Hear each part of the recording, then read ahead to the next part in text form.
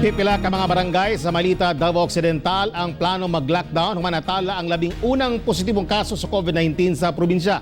Kinigubang pang COVID-19 update sa live report ni Argil Relator. Argil. Yes, Tek, maski pahugtan karon sa probinsya sa Davao Occidental ang mga health measures sa ilahang probinsya human nakatala kagahapon og pinakaunang positibong kaso sa COVID-19. Samtang sa Davao City natala sa kagahapon ang pinakabata nga nataptan sa COVID-19 nga usa ka 6 days old nga baby girl. Siya sab ang pinakabata nga nataptan sa tibuok Davao region. Niadtong Enero, African Swine Fever kon ASF ang niigo sa daghang mga baboy sa probinsya sa Davao Occidental. Dihang niulbo ang pagkuyanap sa sakit sa tao nga COVID-19 sa mga syudad o probinsya sa Davao Region. Sobra duha ka bulan nga nagpabiling no reported COVID-19 cases ang Davao Occidental. Bisan pa man niini, una na ipailawom sa enhanced community quarantine ang tibuok probinsya tama niadtong April 30 aron masiguro nga dili makasulod ang virus.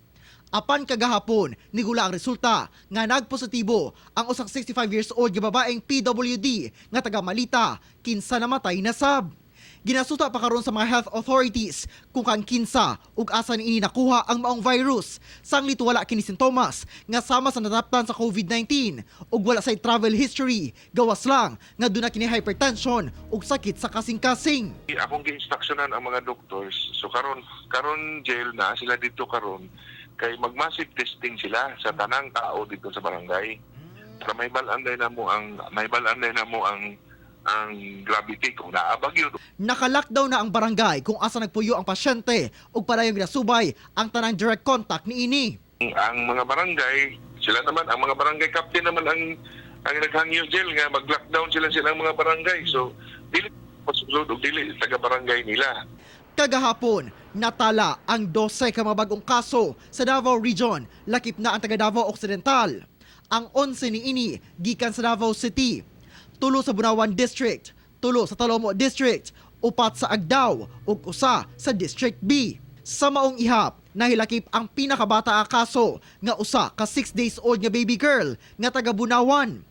Parayon pang ginasuta exposure sa baby kung asa niini nakuha ang virus.